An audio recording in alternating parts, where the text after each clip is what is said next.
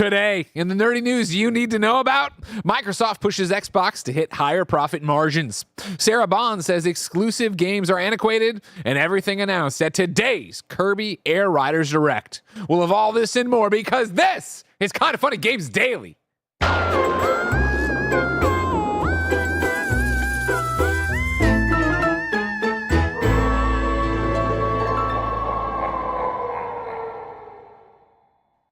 What's up, everybody? Welcome to Kinda Funny Games Daily for Thursday, October 23rd, 2025, presented by 5 Hour Energy. Blast through the Outer Worlds 2 in style with an exclusive skin for your Raptidon in-game pet. Brought to you by 5 Hour Energy. When you purchase a Purpleberry Punch or Mock Melon Brew 5 Hour Energy product, you'll receive a unique code to unlock exclusive The Outer Worlds 2 in-game content. I'm one of your hosts, Greg Miller, alongside Forbes 30 Under 30. AKA New York Game Awards nominated, AKA Leftover Poppy Blessing Adeoye Jr. I'm now realizing. I just noticed you're wearing the X-Cast sweater. Oh yeah, I mean this is kind of week we're having, and I'm realizing how appropriate the Halloween intro for KHD is this week because it's just been spooky Xbox news. Spooky Xbox news. Xbox yeah, news. Yeah. We were having quite the time here, looking at the live chats, reacting to the fourth headline of bad Xbox news in a row. Yeah, and it's like it's the tough thing where earlier in the week we had some slower news days, and so it's like, okay, well, Sarah Bond says a thing that just ends up being story number one because it's the biggest thing. It's the biggest thing to talk about. Here we have one that is legitimately like, oh shit, all right, fuck, this is really a story number one. Like I was telling Roger, I was like, today's the day of. There's 3 different story number ones today. It's a big news day. I love that. But somehow Xbox has 2 out of the 3. I love that. And they're really good ones to talk about. We'll do that in a second. For now, Bless, how are you? I'm doing good. How are you doing? Good. Did you have a good night? What'd you get into? What happened? What did I do? I streamed some Hades 2 last night. Nice. Love that. And I think I watched Gen V. I had a very boring night last night. Okay, good. It was just me playing games, working on Outer Worlds 2. Yeah, we can say that now. We can say that now. Yeah, I'm playing Outer Worlds 2. I'm sad because I didn't finish it. Yeah. It's always a bummer when you get to the review and you didn't rush. Yeah, and I've been on a roll. You know what I mean? We did like 3, 4 different reviews where I was able Ninja to kind Gaiden, Dispatch, Keeper, Outer Worlds Keeper. That was yeah. And I feel like there was one more. Maybe it was just. It's review season. It's review season. But yeah, I've been like keeping up with it pretty well. And then Outer Worlds 2 was the one that broke me. I got you covered. We're gonna have a good conversation. I got lots to say, and I rolled credits, so don't worry about that. That is the Gamescast today. Similarly, last night I played more Outer Worlds 2. Got some screenshots ready for stuff we're talking about here. Got some notes together since it's such a big game. But most importantly, the thing I want to tell you and the thing I want to tell you, and this is, they have sponsored us in the past. They're not sponsoring right now, so don't worry about it. NVIDIA GeForce Now. I've been talking about this a lot. Me and Andy did a stream. I am not even a convert. I'm already a believer. I use it. I was using it on my ROG Ally, period, let alone now my Xbox ROG Ally, right? Used it on my Mac. I've used it on the computer. Like, I've used it, right? Yesterday on yesterday on our Gamescast, that was a spiritual successor to PS I Love You XOXO. We had a long talk about convenience and where we're at and et cetera, et cetera. And I opened up NVIDIA GeForce Now during it, right? And was like, oh man, Vampire the Masquerade Bloodlines 2 is here, and I'd rather play it with the. So I'm going to re-pick up the PC save rather than the PlayStation save. Yeah. I was closing down Outer Worlds last night. I'm like, all right, I'm ready for this review. I'm also tired, but I'm like, you know what? Real quick, I want to get NVIDIA GeForce Now running on the TV. I've heard about this. I haven't done it. I go there. My LG's like, do you have an LG account? I'm like, I think so. It's like, you don't. I'm like, whatever. I get it, all that done. Get NVIDIA GeForce in. Then I'm like, I had to Google, how do you sync a Bluetooth controller to the LG TVs? Yeah. They gave me the breakdown. I went and did super simple. I could have figured it out, but I was too tired. I want to go to bed. Sync the controller. And I'm like, well, no, I just got to try it. Yeah. And I booted up Vampire, the Masquerade, Bloodlines 2. This is not a promotion for that game, which I'm very excited to eventually talk about when I play more. But holy fucking shit, it actually worked. Oh, yeah. Like, I know it works on the handheld. I know it works on the PCs and the computers. On my not my weird, but a TV, like no processing power or whatever. Is this actually, I went in there and I was like, oh man, kind of looks not shadowy and janky. And I was like, oh wait, it's running off my Steam Deck settings because that's where I left off. Yeah. I go in and I'm like, auto detect. It just goes ultra, ultra, ultra, ultra, ultra. Everything's ultra. And I came back and I was like, holy fuck. Yeah, I think this is insane. I mentioned it, I believe, on Gamescast yesterday that I'm just not a cloud streaming person. This is not the way that I like to play video games. NVIDIA GeForce Now is the one where I'm like, okay, this is the best experience I've had out of all of them. And I've only used it a little bit. I'm not like diving deep into the deep into the NVIDIA GeForce Now world yet. Yeah. But so far, the times that I've turned it on, I've been pretty impressed by how. Like I use it on my Steam Deck, and I'm like, oh shit, all right, this is actually a better way for if a game doesn't run the way I want it to on my Steam Deck. This will actually get it to run better. Yeah. I mean, not run better, but you get what I mean. Like, I'm right there. Yeah, exactly, you know exactly. I mean? That's the conversation. It looks good. If you missed Gamescast yesterday about Vampire, where it's like, I couldn't get it to run on my actual laptop because of whatever weird settings wrong, and so I was like, okay, I'll play it on the ROG, and then I was like, doesn't look that hot, so that's when I went back to PlayStation. Yeah. But now that I can just do the NVIDIA thing, I'm just going to do that so I can play it on the couch and be a goof. Oh yeah, look at you. Step into the future. You know how it is. You're a different kind of gamer now. I've been living there, man. I've been living in the future a long time. Just like when I called out that Pokemon tail stuff. Remember that? Yeah. Remember, I told Ben about how impressed you were. Yeah, I was super impressed. He's a different gamer. Number one Pokemon fan. But enough about me. It's time to talk about the nerdy news you need to know about, because this is Kinda Funny Games Daily. Each and every weekday on a variety of platforms, we run you through the nerdy video game news you need to know about live on youtube.com/kindafunnygames, twitch.tv/kindafunnygames, and podcast services around the globe. If you like that, pick up a Kinda Funny membership. Of course, $10 a month gets you all of our shows ad-free. That's more than $80 a month. And it gets you your daily dose of me, Greg Miller, in a 15 to 20-minute series we call Gregway. That's 4 hours of exclusive podcasting each and every month. On top of all that, you get good karma for supporting a small independent business of 11 people trying to make it work in a crazy media landscape. You'd go on Santa's nice list. The amount of times I try to text Nick, and I start texting Nick Scarpino from Portillo's, and not because I put Nick into Santa so I can threaten Ben with Santa. It's a whole thing. You're texting the Nick Scarpinos from Portillo's being like, yo, Ben needs a Christmas gift or something like that? No, the opposite. Oh, okay. I did it recently, where Roger, Mike, and Nick went to Starbucks, and I texted all three of them on the chain. I'm like, hey, pick me up a thing. And Nick Scarpino from Chicago, Illinois, who is actually the CEO of Giordano's now, was like, hey, wrong Nick. And I'm like, sorry, Nick. Giordano's, wow, what a career. I know, insane, right? Of course, if you have no bucks tossed away, no big deal. Like, subscribe, share, ring the bell, tell your friends. And of course, if you have Amazon Prime, you have Twitch Prime, a free subscription to give away each and every 30 days. Why not give it to us, even if you're one of those fabulous UPS drivers listening while you work? Of course, if you want to be part of the show live as we go, youtube.com/kindafunnygames with your super chats, just like Toast did, who says day 4 of Xbox headlines, huh? Lol. Listen, we report the news. That's the news. One man's trash is another man's treasure. Exactly. And listen, y'all love clicking on the Xbox headlines, apparently. I mean, that's what the news is. I mean, it's the news. Like, I want to be clear. I mean, it's not like we're manufacturing this shit. You know what I mean? It's not me digging into like, all right, what Xbox shit can we talk about today? They're handing it to us on a silver platter. Sarah Bond. I hope they do something good tonight so that tomorrow's can be a positive Xbox headline to end the week. I digress, of course. Housekeeping. Spencer birthday party. Story number 1.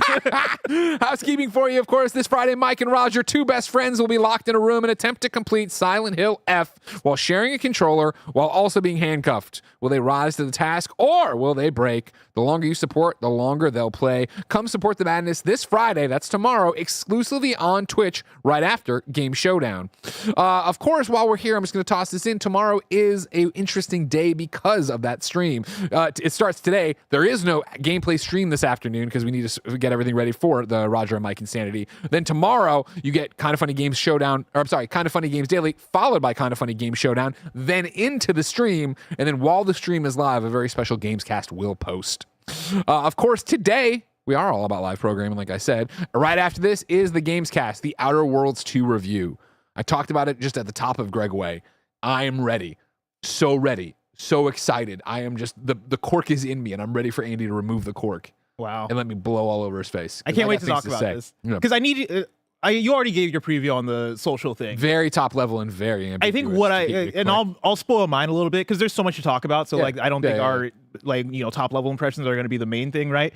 I need you to show me like the good shit, or like I need you to, I guess, help me understand more. Yeah. Because I'm halfway through this game. I'm 17 hours in. Yeah. And I'm not having a bad time by any means. Yeah, but I'm also not like I got you. I'm not all the way. I got you. I mean, I don't. For the record, it's not a 10 out of 10, so I'm not like coming out with that flag. But I got things to say to it. Cool. Yeah. So then after that, it's gonna be after Gamescast is Pixar's Elio in review. I don't know actually. I never watched this one. No, nobody did. That's the problem. Yeah. I'm sure this interview is going to do traffic. You know what I mean? I don't want to waste everybody's time. Why aren't we just reviewing more superhero movies? We cancel in review. We start up an Xbox show. There's always going to be Xbox things to talk about. If you're a Kind of Funny member, today's Greg Away is 21 minutes on if I think we'll ever sell Kind of Funny. Thank you to our Patreon producers, Carl Jacobs, Omega Buster, Delaney, the Psalm Twining. That's great out of context of me. You're zero employee here in the middle of a show. Oh, okay. Start packing your bags. That seems like a heavy conversation. Or make me an offer. Of course, let's begin with what is and forever will be the Roper Report. Time for some news. 6 items on the Roper Report. Baker's dozen. Number 1, Microsoft pushes Xbox division to hit higher profit margins. This is Jason Schrier and Dina Bass over at Bloomberg. Microsoft is asking its Xbox gaming division to produce profit margins that are well above the industry average, ratcheting up pressure on its video game maker during a difficult time in the field at large. Over the past 2 years, executives at the Seattle-based software giant have set across-the-board goals of 30% quote accountability margins, a term Microsoft uses in lieu of profit margins, according to people familiar with the business. The gaming division, which includes dozens of studios, has responded by canceling products, raising prices, and slashing thousands of jobs, said the people who asked not to be identified, discussing non-public information. The average profit margin in the video game industry in recent years has ranged between 17% and 22%, according to estimates from S&P Global Market Intelligence, while coming in between 10% and 20% over the past 6 years at Xbox. Court documents from 2023 reveal that Microsoft's gaming business had a 12% profit margin for the first 9 months of the company's 2022 fiscal year. The new goal, which hasn't been previously reported, is at the outer range of what a gaming studio can typically reach in a boom year, said Neil Barbour, an analyst with S&P Global. Quote, a 30% or better margin is usually reserved for a publisher that is really nailing it, he said. In the past, game makers at Xbox weren't asked to hit specific numerical targets, said the people, and were largely told to focus on making the best games possible without worrying too much about finances. The new target was implemented in fall 2023 by Microsoft Chief Financial Officer Amy Hood, whose team has taken a larger role in the gaming business in recent years. Fall 2023. What was going on in fall 2023? Nothing. Nobody's buying nothing. There's no lawsuits. That's interesting timing on that that's one. weird. The change has impacted strategies under Microsoft Gaming Chief Phil Spencer, as the division has looked for new ways to cut costs and boost profits.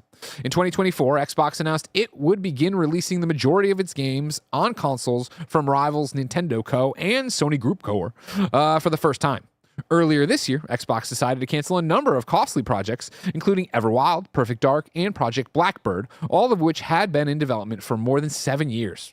Not every project is expected to hit the 30% profit threshold, said the people, but many Xbox developers and groups have been presented with the new target. Moving forward, games that are either cheap to make or deemed more likely to generate significant revenue windfalls may take priority over riskier bets, said the people, while Xbox's floundering hardware division may face a significant rethinking. Xbox's best hope for a blockbuster game in recent years was 2021's Halo Infinite, the latest entry in its most vital franchise. Despite some early accolades, the game was ultimately seen as a failure and led to a complete overhaul of the studio behind it. Later this week, Microsoft will announce a new Halo release in an attempt to resuscitate the franchise. Is that last part like a scoop, or is that something that we know? Is that something that was like announced? I do believe formally? that's a scoop. That's crazy. Right? I think there had been rumors. Chat, let me know. We speculated about this, I want to say a week or two ago, because there's the Halo It's been rumored. Chat, what's the thing that's happening, I think tomorrow, the championship thing, where the Halo studio said, stay tuned, we have news, essentially. But that's what I remember it as, but chat here is acting like it's not that big of a deal. They're just all saying it's rumors. Rumors? Okay. So yeah, Jason Schreier. Thank you. Halo World Championships. Yeah, that's happening this weekend. And so when he says later this week. There'll be an announcement there. Okay, cool. Where do we start with this? I feel like... I mean, where we start is by dropping the fucking banner, of course, that we were right. This is what we've been saying for fucking ever, of everything's great until Microsoft says, what the fuck is going on? Why are you not making money? Then there's the other part that we come back to, which speaks a little bit to my Greg way of like, would we ever sell kind of funny, right? Where it's like, the fucking goddamn shareholders, they can't be happy with 12% profit. It's double-digit profit. Just shut up and let them make games. And you see what you've lost, right? As you read through the story and you get to the thing of like, previously this hadn't been a thing. They were just told to make good games. What a fucking nice time that was. Oh, yeah. What a great thing it was when people entered into a space and were like, we know this is not going to make 50% profit. Let's just make cool shit and get an audience. So we're talking about PlayStation not having necessarily an audience like it used to back in the PS3 days. You talk about fucking Xbox in the same boat of like, what is their identity with their crew and stuff like that. And then you get here and it's like, wow, what a shock that fucking corporate overlords fucked this whole thing up. And again, maybe it wouldn't have been a success, whatever, but we're talking to the fact of like, you go through and read all this, and we've seen basically schizophrenia from fucking Microsoft. Where they can't make up their mind on what they're going to do. But and why not? Because somebody's fucking yanking the reins of them every goddamn second. It's Microsoft, the corporation, right? It's Phil Spencer wanting to do a certain thing for a number of years. Satya Nadella looking at it and being like, oh, what the fuck? Amy Hood, the CFO, looking at it being like, no, we need 30%, not even profit margins, accountability margins, right? Yeah, we need a margin. Well, also, and I like that it's not profit margins, it's accountability margins. We want to make sure that we're doing so well that like 30% is the thing when most of the games there's a phrase from fucking The Outer Worlds 2 I want to throw out here, right? But I won't because I don't want to spoil stuff. And one thing that we've talked about before, not even related to this, but just in video games in general, is when big companies come into the gaming ecosystem thinking that, oh, making video games is going to be easy. If we want to make a game console or a game platform, we can do it. Amazon, we can do it. Google, we can make Stadia, make it happen. All that shit's so fucking easy. Yeah. It's wild to see that Microsoft, a company that's been in the video games business since the top of the century, since 2000, a company that's been around so long doing this shit is seemingly stepping on the same rakes as I would expect an Amazon or a Google or anybody else who might not understand what they're doing here. But this is the problem with, I saw it go through, but it's true, just fucking corporate greed. That nothing is good enough for these fucking they don't care. Nobody cares about what the product they're making. They care about the profit margin. And I know that we're so far out of the station on this, and I know the entire world is fucked, and I know there's way better examples of how horrible thing, but it's just like, you look at this erosion, where again, it's what we've been saying on this show forever of like, I do believe in Phil Spencer having a good head on his shoulders and a good vision for it. But when it's fucking the corporate overlord stepping on your shoulders and being like this, and we're going to get to Sarah Bond's thing, and it's like, okay, cool. Do you believe that, Sarah Bond, or is that what you're saying because of the pivots you've had to make to get to this point? Can I bring in story number 2? I'd love you to bring in story number 2. So story number 2 is exclusive games are antiquated, Xbox president says. This is another Sarah Bond quote from the string of Sarah Bond quotes we get in this week. This one also from Mashable, which is the one yesterday was also from Mashable. So it's all part of God's the work thing. out there. Congratulations. This is from Eddie at GameSpot. The idea of exclusive games in 2025 is antiquated, according to Xbox president Sarah Bond. She said in a new interview that people are beginning to evolve way past the idea that a game should be exclusive to one store or device. Quote, the biggest games in the world are available everywhere. You look at Call of Duty, you look at Minecraft, you look at Fortnite, you look at Roblox. That's actually what's really driving community and gaming. That's where people gather. And the idea of locking it to one store or one device is antiquated for most people, she told Mashable. Quote, you want to be able to play with your friends anywhere, regardless of what they're on, and we're really leaning into that with this experience with the ROG Ally X. It just opens up another way for you to play, as does cloud, as does PC, as do the consoles we all have in the living room, she added. Wider context, I imagine that all these Sarah Bond quotes are coming from the ROG X. We did an interview with you about the ROG. Yeah, like it was from Mashable. I think Variety was one of the other ones. They're just sending Sarah Bond around to talk to people about the ROG, and we're getting all these headlines from that essentially. But so go for it. What I'd like to call out here real quick, before we all rise up with pitchforks and torches. Yeah.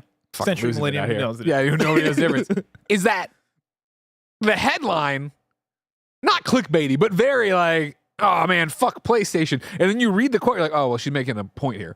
of like these kind of games, Call of Duty, Minecraft. You know what I mean? Like she's not saying okay, but it's like that's gonna be lost in the wider range of it. Oh, sure, that's funny. I wasn't even thinking about like the PlayStation, Nintendo aspect.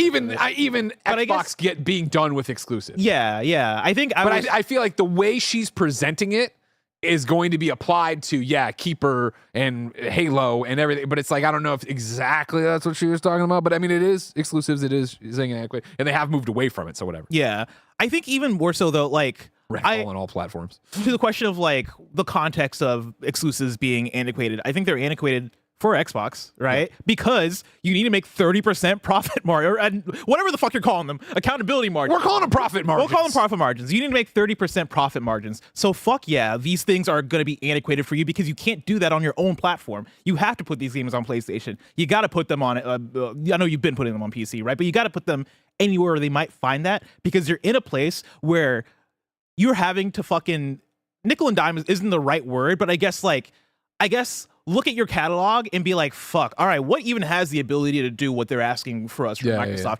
Cancel Perfect Dark because we're pouring money into that because we're looking at that as being the next quadruple A thing, and that's just not a good bet for us right now. Cancel Everwild because that's been in development, and focus on these smaller games and put them everywhere because we're just trying to do whatever we can in order to get there, in order to get as much money as possible, which is business. I'm not like mad at that from the Xbox side. I think I'm more so frustrated from the schizophrenia that you talk about between Xbox and Microsoft and how it feels like people have different visions for what they want to do with this thing, now resulting in a bunch of games getting canceled and a bunch of studios being closed and a bunch of like what feels like just pure chaos from this.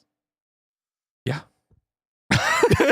You summed it up pretty well of just where we're at with this and what's going on. And it's like, it's such a different set of circumstances, but it's going to be or could be the same folly as Xbox One, where when Xbox One came, TV, DV, Call of Duty, connect in the box, and everybody's and always online.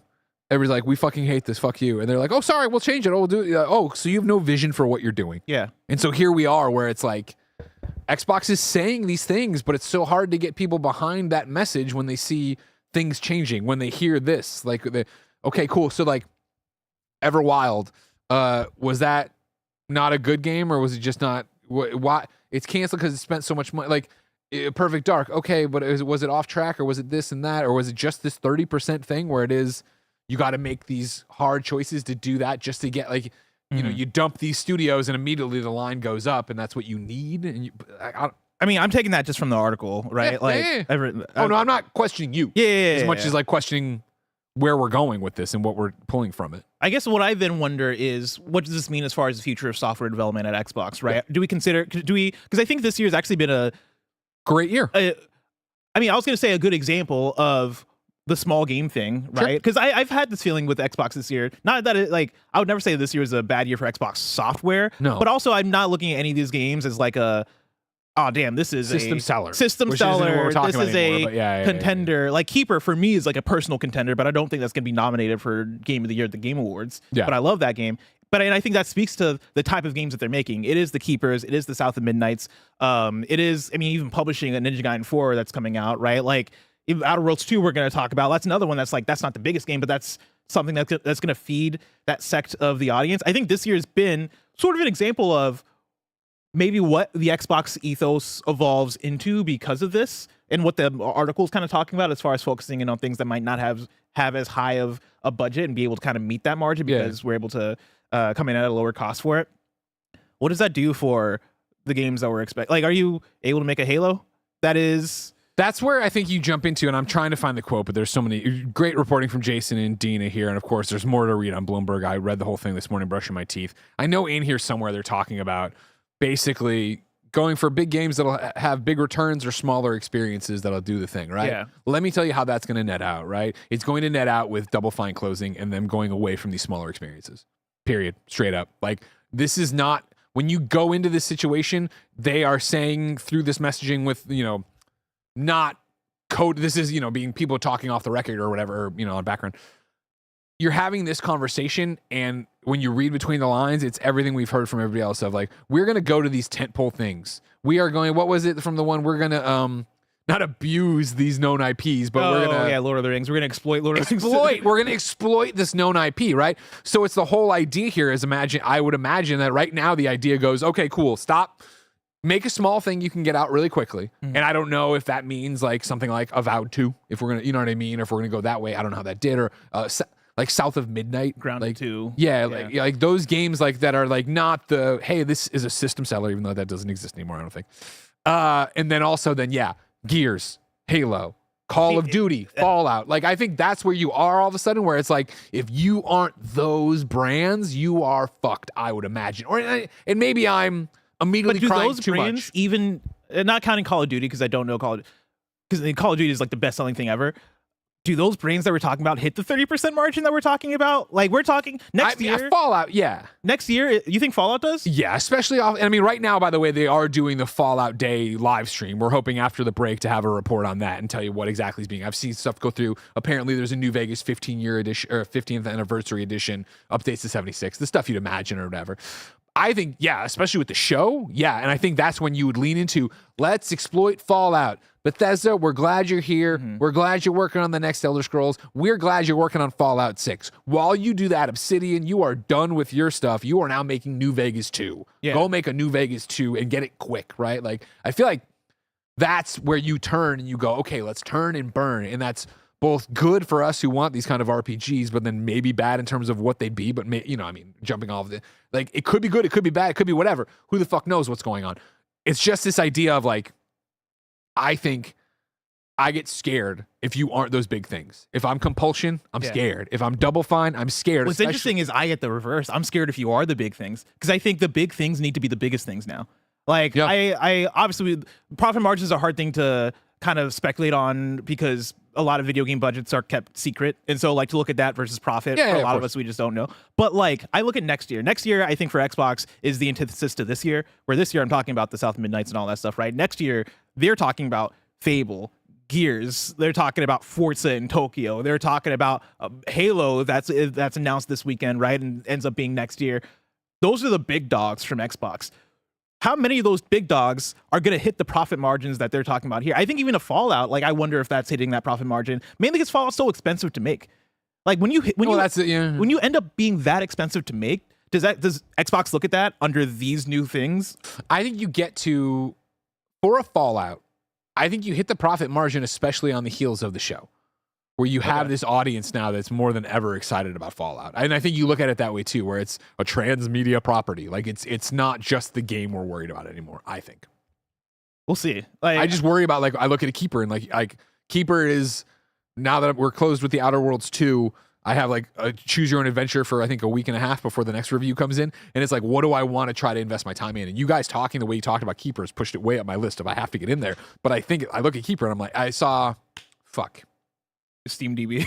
No, well, but it was one of the newsletters I subscribed to yesterday talking about, the wish list thing you put out. Is that in here? The new Steam wish list thing? It's in Wii News. The intro to that paragraph, that article was talking about, like, hey, like, there's this new thing from Steam that's a calendar to make your wish list more manageable. And it was like, but the lead-in was like, hey, Keeper came out, and it seems like nobody fucking knows about it based on Steam DB numbers. And it's like, you hear that, and you think about it, and that's where I'm like, I can't imagine that game's making 30% accountability margins. That's the thing. Like, I think that's almost a separate conversation of just Double Fine. And it's the same conversation that we have about Media Molecule on the PlayStation side of, yes, Double Fine isn't a studio you own because you want them to make you money. Like, you own that studio because you're like, make art. Like, go and do your thing, be free. I think my wish for Double Fine would be for them to go independent and, like, find something there. But here's my point. You just nailed it.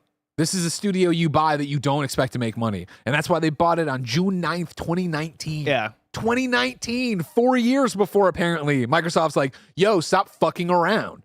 And so I think, again, Phil and that team bought this studio when we are going to be Xbox, and we are going to use our double-digit profits to fund amazing games and have this awesome lineup for Game Pass, and this is the future, and we're going to outdo Sony at having these first-party studios. Yeah. And I think Microsoft looked at them and let them buy fucking Activision and is like, cool, you have the golden goose now.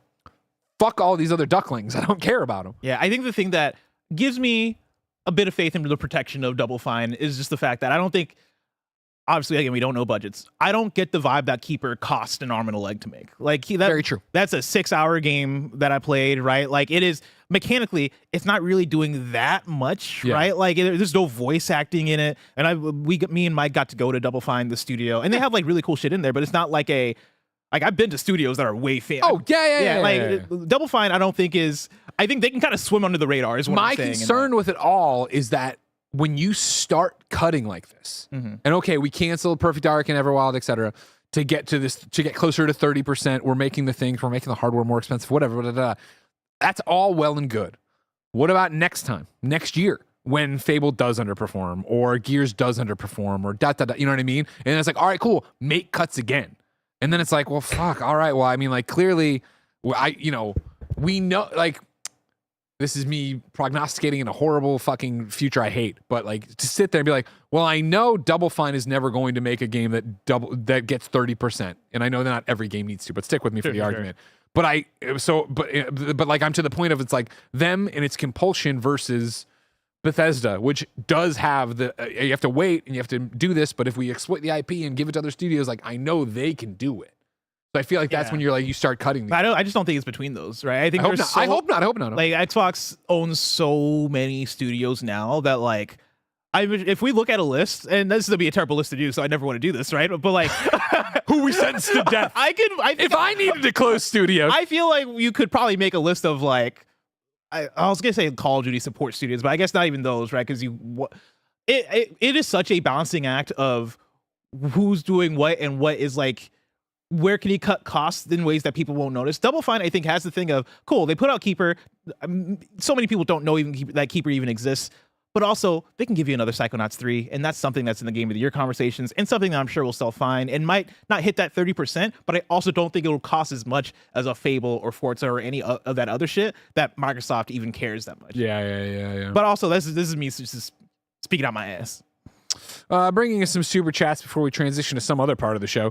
Motor World Hype super chats and says, blessing is cooking right now. I've been under similar mandates and it is not great to say the least. I'm concerned about the effect the Xbox situation will have on the games industry as a whole. Programmer Sid says, Microsoft reported over $100 billion in the last fiscal year and somehow that's not good enough. Oh man. Ding, ding, ding. Yeah. Foxy Steve says, this feels like Microsoft's setting margins purposely high as a scapegoat to lay off workers and close studios. I mean, ding, ding, ding. Yeah, exactly, right? All this corporate maneuvering bullshit. Again, to explain it to your shareholders. Here's why we laid all these people. They weren't making the accountability margin. You don't have to bring up that it's 30%. You don't have to bring up that the industry standard is way lower than that. Yeah. In a good time. Especially on Xbox. Like, damn.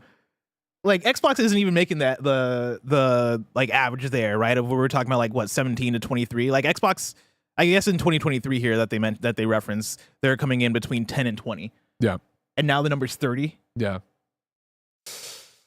Toast says, thank you for the Keeper spoilers. I had no plans to play that game before the spoiler cast. It's been a great experience. Oh, nice. If you play Keeper this weekend, remember, of course, the second half of the Keeper review is a spoiler cast where I left because I haven't played it yet, and the gentlemen all ran through what they did. And I like that a lot. Guitar Hero Arrow says, with each passing day, the Activision buyout makes the Xbox One design and reveal look even more like a genius move by comparison. I want to bring in one from Mango Syndrome. Please do. Most journos hyped the Activision buyout. Now this. I guess maybe I'm reading different journals than you are, but I don't recall, I guess at least on the journalist side of the games media stuff, people hyping up the Activision buyout. Yeah. I guess I remember people having discussions on like, if there's pros, maybe the pro is Bobby Kotick getting out of here. But yeah. I don't know. I feel like people make shit up in regards to that shit. I mean, we talked about it for so fucking long. I don't know who you're reading. I don't know if you're considering us or whatever. Like, not that I'm saying nobody's doing it, because I definitely saw people on Twitter doing it, but I don't think I saw games journalists doing that. There's a lot of birthday taxes. We'll get to those later. This is Fallout stuff. We'll end on here. Onimus Prime says, as an Xbox fan, it bums me out how Microsoft messed this up. Since 2015, Xbox has been putting themselves in a space to compete with PlayStation again, delivering exclusives. That changed after Activision Blizzard King exclusives matter. We shall see. We shall see. Play Outer Worlds on your PlayStation this week when it comes out. Oh, damn. There was one that IGN had an attitude of just get this done, which we definitely had by the end of it. Yeah, I think there was that tiredness. I mean, people are also referencing things that aren't journals. I guess people are talking. You're talking specifically about a Rebecca Valentine, a Jason Schrier, yeah, IGN. I'm talking about like people who know what they're talking about, type shit. You know what I mean? I'm talking about people who are like actually like, I guess, in the know of the industry. I don't think we're hyping it up that much. I think if you're just talking about YouTubers and you're talking about people like, just talking on TikTok, personalities, idiots like us. Whatever the XCast was, I forget the breakdown. If people were, I remember there being a lot of. Hey, we like Phil Spencer, but this in Xbox, but this could be bad, but it could be good. We don't know. I remember my stance being corporate consolidation is very scary, and I don't think I like this. and I think that's a whole different thing, right? Of like who you go to hear what opinions. But if you're just talking about the internet, yeah, the internet's gonna hype shit up because the internet's stupid. Okay, people are calling out. Podcast Unlocked was for it. I never listened, so I don't know. Yeah, I didn't. Again, we're not saying this didn't happen. We're just saying. Mike in chat still says, Mike says Mike was hyped. How do you feel now, Mike? Well, Mike, you're an you idiot. fucked everything, Mike. It's all on Mike. Everybody, it's all on Mike, but it's also all on you. Did you know you could support this idiot group talking about video games all the time for your amusement by picking up a Kinda Funny membership on patreon.com/kindafunny, youtube.com/kindafunnygames, Apple and Spotify. You can toss us $10 and you can get all of our shows ad-free. Get your daily dose of me, Greg Miller, an exclusive podcast series, and of course, get good karma for supporting an 11-person group living the dream. However, right now you're not using your benefits, so here's a word from our sponsors. Greetings, taste buddies. Wishing you could sip the bold taste of tomorrow, today? Now you can with the ripest flavor creations from your friends, the makers of 5-Hour Energy. First up, we've got Mock Melon Brew 5-Hour Energy Shots, inspired by the new video game, The Outer Worlds 2. Mock Melon Brew 5-Hour Energy Shots have entered the flavorverse. Why bother with messy vines and sticky seeds when you can craft genuine flavor from the finest mock melons? Dive into the carefully curated flavor of sun-simulated sweet, refreshing watermelon and experience the stellar taste and interstellar energy of Mock Melon Brew 5-Hour Energy Shots. Looking for something even juicier? Introducing new Purpleberry Punch 5-Hour Energy Shots. It's got sweet, juicy grape, zealously zesty lime, and a warm ginger kick. Both flavors pack a powerful zero sugar wallop of 230 milligrams of caffeine, B vitamins, and nutrients so good it should be against company policy. And for a limited time, when you purchase a Purpleberry Punch or Mock Melon Brew 5-Hour Energy product, you'll receive a unique code to unlock exclusive The Outer Worlds 2 in-game content. Blast through The Outer Worlds 2 in style with an exclusive skin for your Raptidon in-game pet. Brought to you by 5-Hour Energy. Get your real mock flavor online at 5hourenergy.com and Amazon while supplies last. Number 3 on the Roper Report. 3D Dudley Boys Never Forget. Happy retirement. Kirby Air Riders Roundup. We're going to go from Josh Colson over at The Gamer. Kirby Air Riders Direct includes first looks at story mode, even more amiibo. Come on. We were all like, what else could they say for an hour? Road Trip was just one of the new details about Kirby Air Riders that Sakurai managed to fill an hour with. The veteran game developer also confirmed the return of Top Ride. Top Ride is a top-down mode that was part of the original Kirby Air Ride, and it is now confirmed to be coming back in the sequel. Air Riders will also have a stadium mode, the most exciting part of which will be its versus boss feature. Saddle up your cart, Sakurai machine, and take on a giant robot version of King Dedede. Robo Dedede doesn't need a machine. He can transform into a giant car, after which he will proceed to blast poor little Kirby with a giant laser. Yes, Dedede is a Decepticon now. I'm starting to think this game might have everything. I should have proofread this a bit more. I could have pared that down. And I'm still not done. Towards the end of today's Direct, Sakurai took us on a deep dive into the upcoming game's cosmetics. Its machines have a lot of customization options so that you can make them your own, as do the characters themselves. I was skeptical when a section titled Headwear began, but as soon as Sakurai gave Waddle Dee a top knot, I had to stop myself from closing the stream and heading directly to our Kirby Air Riders pre-order guide. Kirby and Waddle amiibo were revealed as part of the initial Air Riders Direct, and 3 more characters were confirmed to be joining them during this one. Meta Knight, King Dedede, and Chief Kawasaki will all be getting amiibo with matching machines, and all of the riders can be removed from the machines and placed into different ones. It's going to cost you if you want all 5, though. The Direct closed to reveal that demos for Air Riders will be running starting November 8th ahead of the game's full launch on November 20th. Here's the thing, Greg. I'll stand by the fact that when it comes to the Xbox acquisition, I don't remember ever being in strong support of it. Yeah. What I do remember, though, is saying that this game doesn't need to cost $70. What do you feel now, though? Look at all these amiibos. I've not watched the full Direct, but I've seen so much stuff come out of it where I'm like, shit, maybe this shit deserves to be $30. Maybe this is a full price game. Because apparently this shit has a story mode, has so many different things Top-down going modes. on. You got modes. Top-down How many modes you want? We got them. We got the modes God on dang. you. I want to read this next one from Sakurai. Sure. Because this is less about the details of the Direct and more so about one of his quotes coming out of it, essentially saying that like Kirby Air Riders after this is done. Yeah. This is from Chris Scullion at Video Games Chronicle. While concluding an hour-long Kirby Air Riders Direct, which broke down the game in great detail, Sakurai explained that its existence was made possible because fans wanted to see it happen, and that the resulting game is the completed work. Quote, "In this day and age, creating a game and bringing it to life takes a surprising amount of effort," he said. "But I think that's reflected in the final product, so I hope you enjoy it. I do believe the passionate support from fans was a big reason why this game was made. You have to spend time and money to make games, so those wishes aren't always granted. Knowing that, I'm grateful both for the support shown to the previous game and that thanks to that support and the efforts of a great many people, we were able to make this game a reality." He then added, quote, "Just so you know, we're not planning any DLC. Everything is here.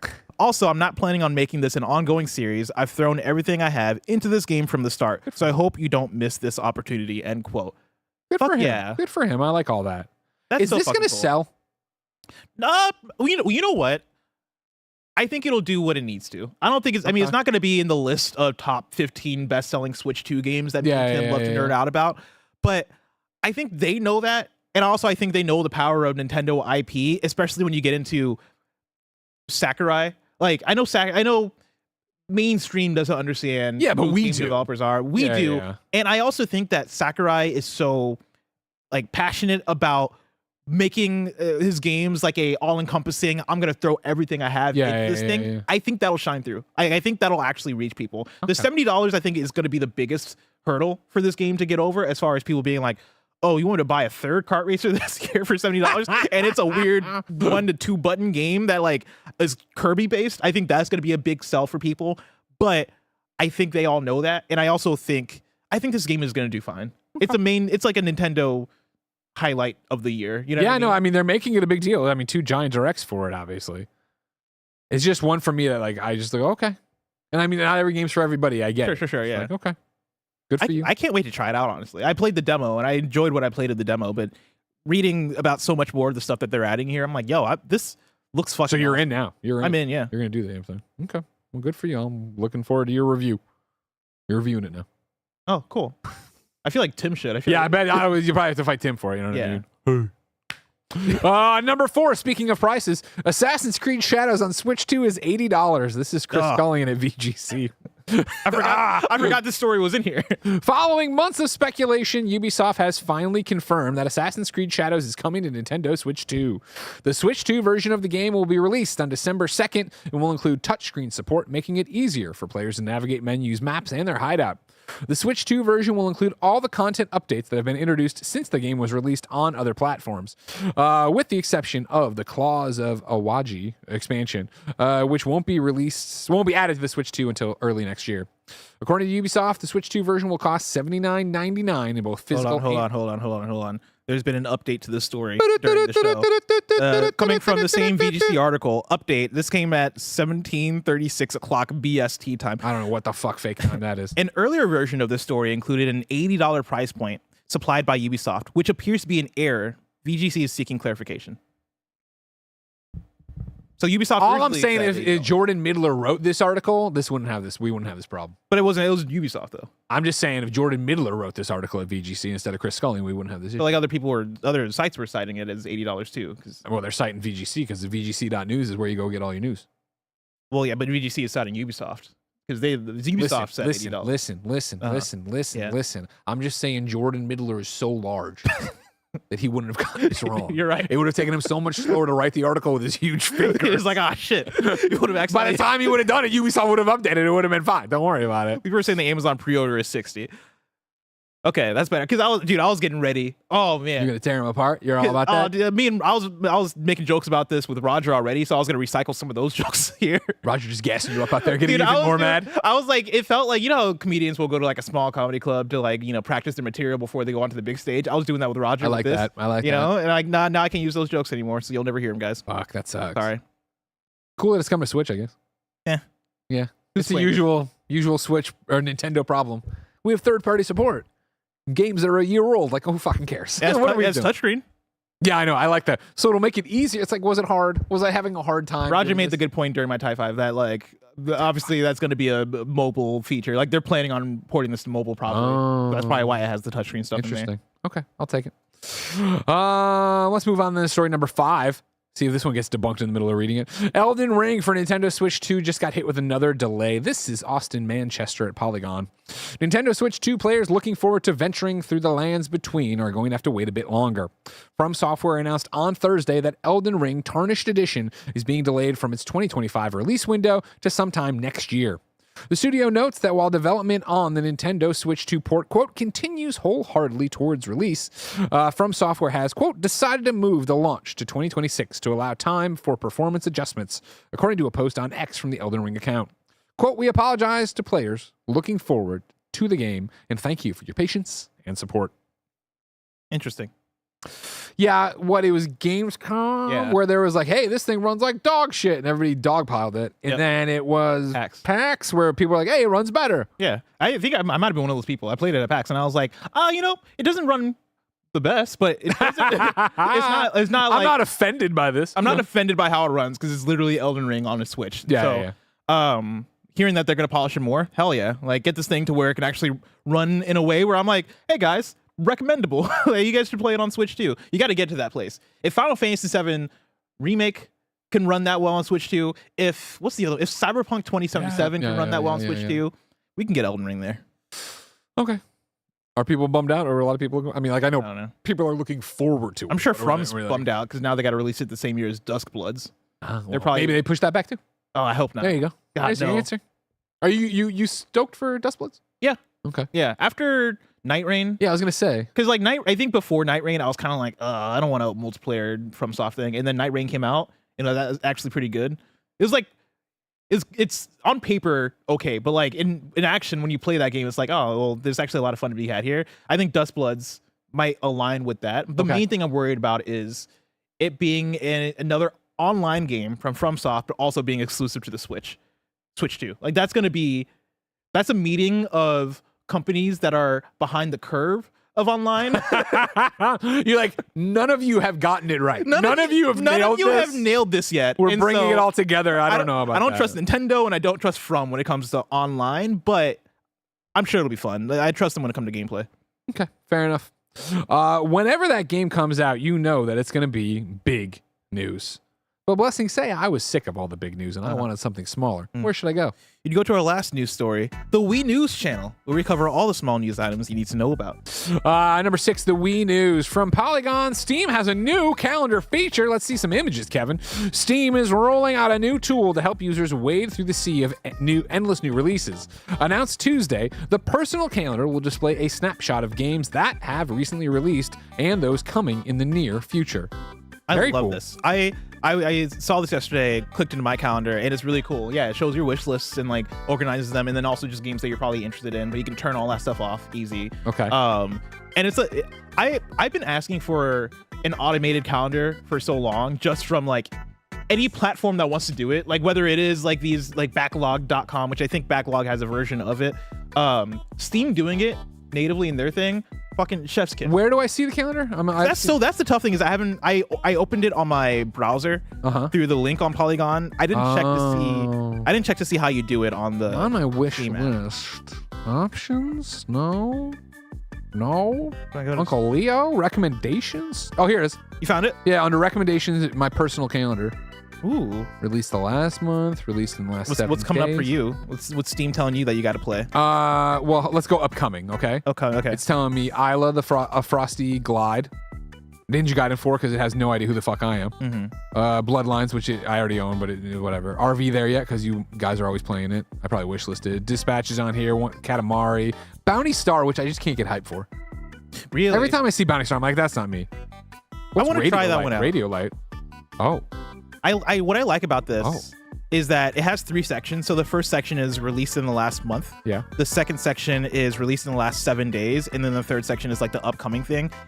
This is organized perfectly. Whoever worked on this page, I think, nailed it as far as what it needs to be. It's recommended a game I've never heard of, and they might have nailed it. Radio Light.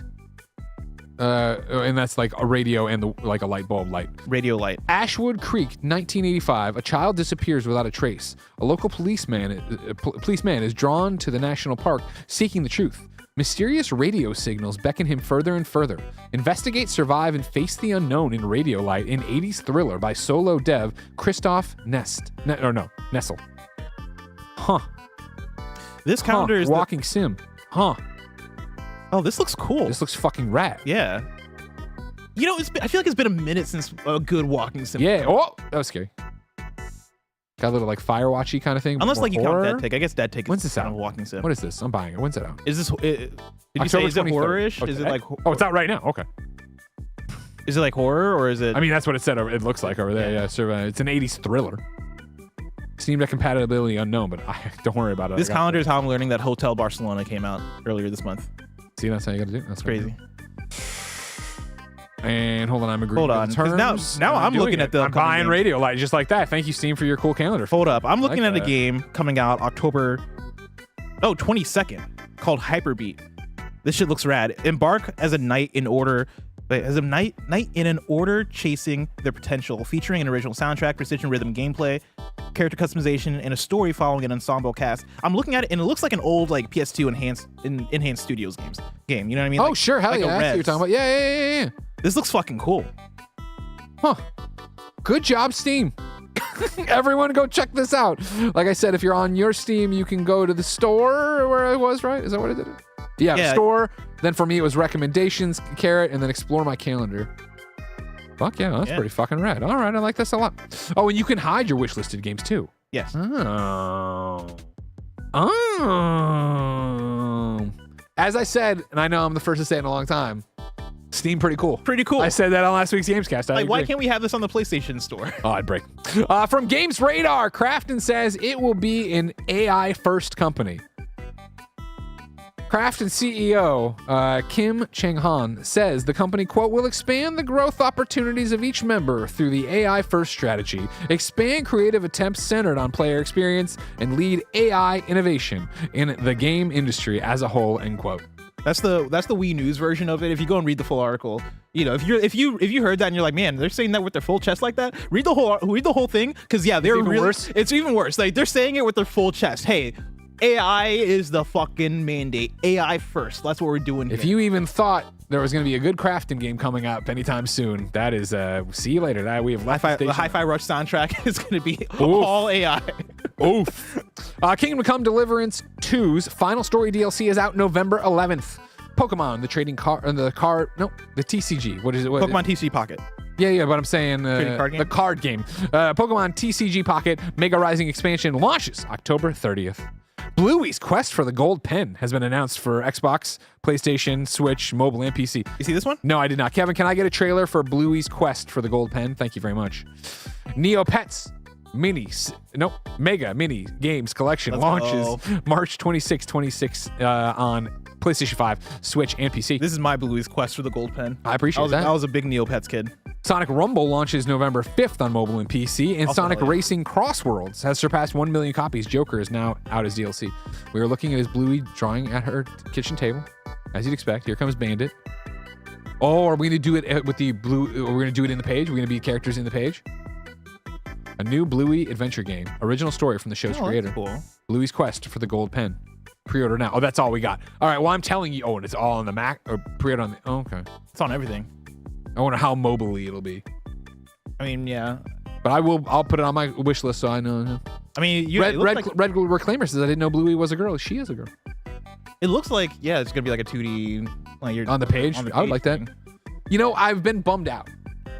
Nicktoons Dice of Destiny. Oh, yeah. You know that what I came out. mean? Yeah. Like, and it looks like a Diablo. kid's version of an ARPG, right? And I booted it up for Ben, and I'm like, you can be a Ninja Turtle, you can be SpongeBob, and he wasn't having it. He wanted to go back to playing Skate, he wanted to go back to playing Spider-Man. And I was like, damn, I'm interested though in this game. I want to play this one, Ben.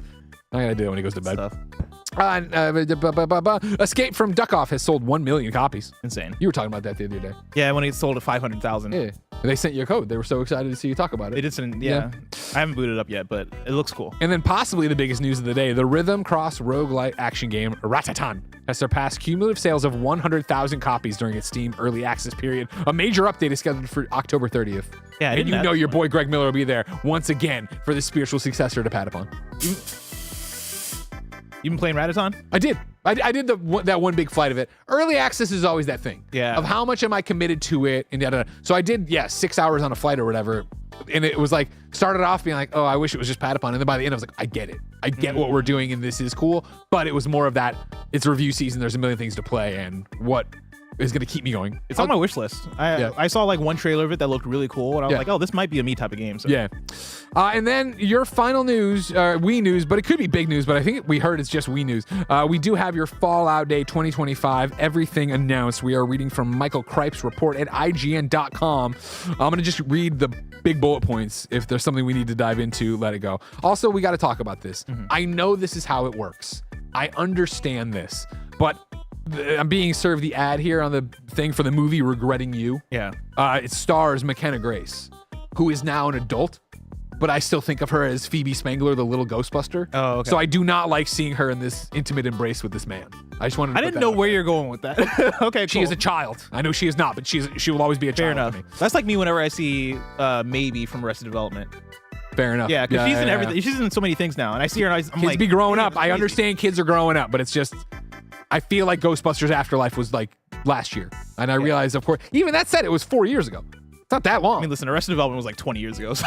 Anyways, Fallout Day report from IGN goes like this. Celebrating 10 years of Fallout 4 with an Anniversary Edition and Nintendo Switch 2.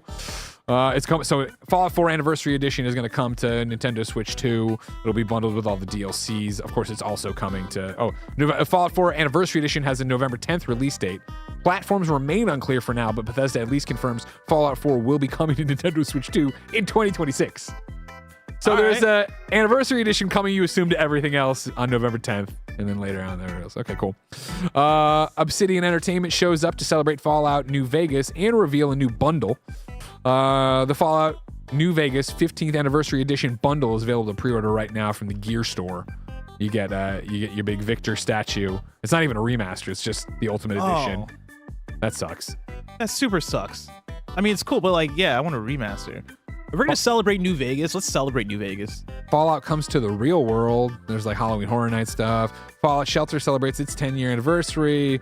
Fallout 76 heads into its next year with Burning Springs. I previewed this, of course. This is Walter Goggins coming to Fallout 76.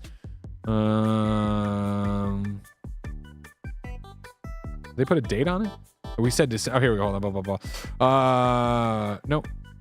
IGN doesn't have a date for it. I thought I saw in there. There was a date on the 76 expansion. It's not in the article yet. Ryan wins, so nothing. December was announced. 2nd, says Mr. Hawks, is when you can play the new Fallout 76 expansion, which I played and enjoyed, and I will also come back for. Yeah, but what are we doing? The show's coming out in December. You gotta have a SKU. This is what they have out in December. The Fallout 76 expansion? Yeah. If you don't think that the Fallout 76 either before, I'm sorry, Fallout Season 2 episodes either start before or end with this trailer probably of, it's me, the ghoul, and I'm in Fallout 76, come play with me right now, blah, blah, and they'll probably do some kind of, wait, is Fallout 76 free to play? I know there's do you have to buy Fallout 76 anymore? Listen, I know on Game Pass, I was gonna say every game is free to play for $300 and something a year on Xbox Game Pass, Greg. Also, no, I love the fucking shit. Okay, you have to pay. Here's the thing. Yeah, your cousin's partner watches the Fallout TV show season 2 for the first time. They're like, "Wow, I want to play a video game." You can point them to Fallout 76. Nah, that's what they're gonna try to do. Yuck. Hey, remaster a game, dang it. what about Fallout 4 Anniversary Edition? let's move on. which they've already played, obviously, probably after last year. You can get this on Switch too. Honestly, it's not bad. Like, hey, if you have an Nintendo console, it would be. It is. Here's what we got to say. I'm at least thankful that there's something new in 76 tied to the show for the show. It was such a gaffe last time around of season 1, and everybody wants to play Fallout, and it felt like everybody was like, oh, we didn't expect this. Yeah. And so like Fallout 4 is top of Steam charts. I went and played a bunch of 76 and fell in love with what it is. Like there was all this, like, yes. All that said, when they were like at the end of season 1, spoilers for the end of season 1, season 2, we're going to New Vegas. The fact that nobody went ring-a-ding-ding, stop everything we're doing. Why are we doing the Elder Scrolls remaster Fallout New Vegas right fucking now? Right now. I want to throw no shade to Oblivion Remaster. They remastered that for no reason. New Vegas was right fucking there. Not saying that you shouldn't get to the Oblivion Remaster, but yeah, you're right. Like, at the very least, Fallout 3 Remastered should be launching us aside this as well. Yeah. So that there is, and again, like, I'm not the smartest man in the fucking room, but would they sell Oblivion for $70? I imagine they did, and I know Game Pass or whatever, but like, so fuck, what? Like, you need 30, you gotta have your fucking employee profit investment margin up 30%, and nobody's like, you know what we should fucking do? The game that everybody thinks is the best Fallout, New Vegas, why don't we fucking remaster that? And at the very least, do Fallout 3 remaster to put out, because people bought these games, they already bought all this stuff. Dude, I'd be so fucking down for a Fallout 3 remaster. And you know it's coming, and I can't fucking wait. But why, and I'm going to turn on New Vegas, or no, 76, and I'm going to go play 76 and do the bounties. I enjoyed what I played, but I'm not going to be. I'm happy for you. I'm not going to. I ain't. I'm not going to fall down another 100-hour hole for this thing. Yeah. I'm going to boot it up, remember my character's way OP, do the thing I needed. Or maybe I will just keep playing Outer Worlds 2. I don't even want to talk shit about Fallout 76 because I know it's good now, right? Yeah. Is it good? Okay, yeah, I know it's good now, but it ain't it for you. That's not what I'm. That's not. That's not the kind of Fallout I'm trying to play. And that's it for Wii News, everybody. We did it. This is a big Wii News. It was a big Wii News, but we had a lot of fun here. Let's check in on the old super chats before we get out of here. Admiral Redbeard. Greg, can you explain how you and Tim reviewed Pokemon? Did they send you 2 codes or did you all share? Nope. My, as usual, bullying tactic worked, and we got 2 codes. Because let me tell you, if we had 1 code and we shared it, that'd be a violation of rules, and we'd be Nintendo doesn't like that. No shit. way. Josh G says, I'll spend $40 on the Chief Kawasaki amiibo. Chef Kawasaki. Chef Kawasaki. You know, the chef. Great googly moogly. That's his catchphrase. Yeah, and Kirby right back at you. Alvarado CN says, gaming adjacent, ICE is moving in force to San Francisco, according to the San Francisco Chronicle, just in time for GDC. Yes, we are aware that ICE is invading San Francisco. Fuck there are ICE. many protests. Fuck ICE into the ground, of course.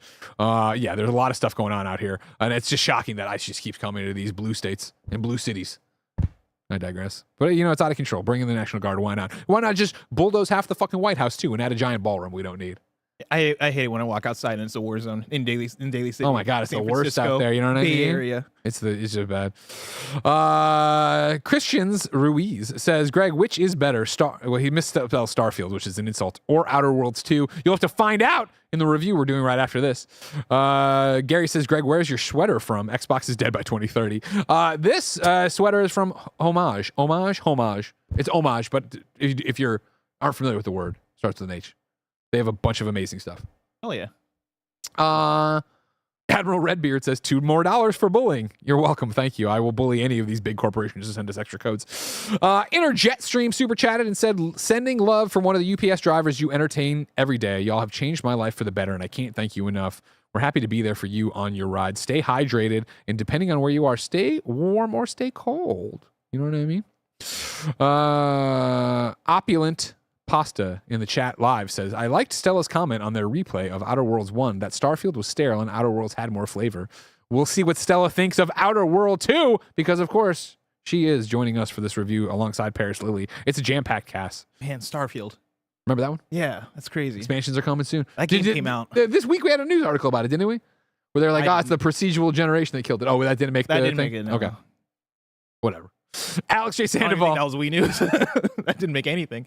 Console soldiers should direct there. You talked about it positively at the actual corporation and execs laying people off, not people who talk and speculate and have no impact on business decisions. Thank you.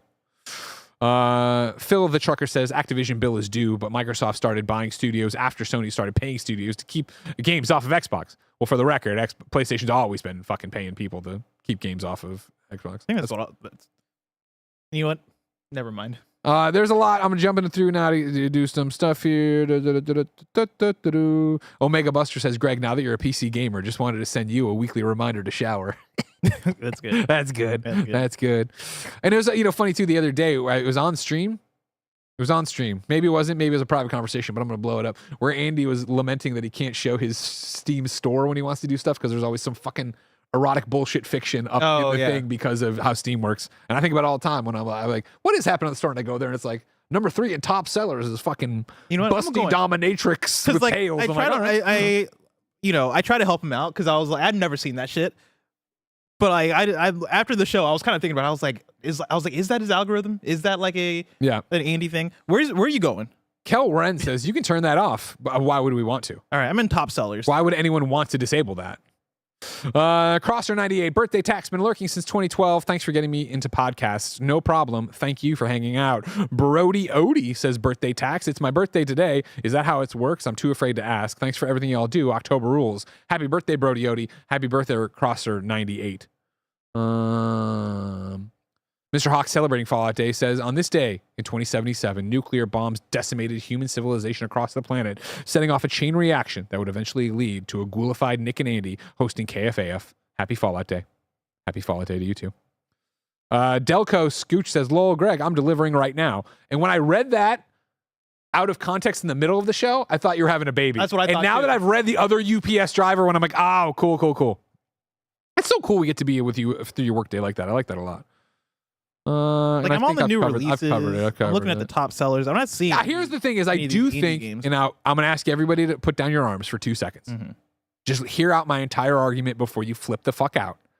I do think it's based on your search history, and I say that as someone when I did the skill up thing, and I wanted to make fun of PC gamers. I was like, "There's 1,800 games with erotic in the title," so I get served a lot of, "Hey, you Googled erotic once. What do you think of that? You want to see this titty?" And I'm like, you know what? I do, but yeah, see, because look down here. New and trending, Fresh Women Season 2. Jesus. 2 seasons? Bunkered with Femboy. Sleepover Rewake. Jason coming of age. And again, wow. I did it to myself. I did it to my fucking self. I had to make fun of PC new gamers. Releases? That's at the bottom of my thing, new and trending. An Escape from Duck Off. Everything else fucking perverted as shit. Yeah, I'm just getting these extraction shooters is all I'm getting. But Bunkered with Femboy, no, you know what? I'm going to move I play Arc Raiders one. Here's another thing I'd like to call out just for you and me that I think is interesting. We like getting into the sausage of how video games are made. Right here on my Steam page, the banner ad is Dispatch, now available. Yeah. Do you find it interesting that they're clearly using a key art image from like before they changed characters around? Like Blonde Blazer is blonde. She's not blonde in this. And also this never happens in the game. Unless maybe there's like some a future episode. If there's a flash forward, but I don't think that's what's going to happen. I just think it's interesting that that's clearly not what the most updated assets are. But I digress. Everybody, we've got to go review The Outer Worlds 2 with myself, Blessing, Andy, Paris Lily, and Stella Chung. Of course, this has been the one, the only, the Kind of Funny Games daily show. I fucked all that up. Of course, remember, it's the nerdy news you need to know about each and every weekday. It kicks off a live programming day that's usually followed by the Gamescast. Today, followed by In Review on top of that. And then, of course, all sorts of manner of fun shows that you can get into. A big day of content here. I'm excited to finally talk about The Outer Worlds 2. Remember, if you're excited to hear about it, I'd be excited if you went and got a Kind of Funny membership. YouTube.com/kindoffunnygames. Patreon.com/kindoffunny, Apple, Spotify. Of course, you could go to Twitch. You could do Amazon Prime sub, all that stuff. Keep the lights and mics on. I'll Alaka Champ says, not enough femboys in Outer World 2 for Greg, 7.5. Y'all be funny, and I like that. We got to go do this review. Until next time, what are you thinking about over there? You're thinking real hard on that one. I'm like, is there no? Because I was going through the femboys are in Outer Yeah, World I was 2. like, is there a femboy? Because I feel like we're at the place where we can put femboys in video games. You know what I mean? Sure. Yeah. We put anybody in a video game. Yeah. I mean, you'll be I'm protesting. surprised. you and- I don't know if I played an RPG yet that's had a femboy. Until next time, everybody. It's been our pleasure to serve you.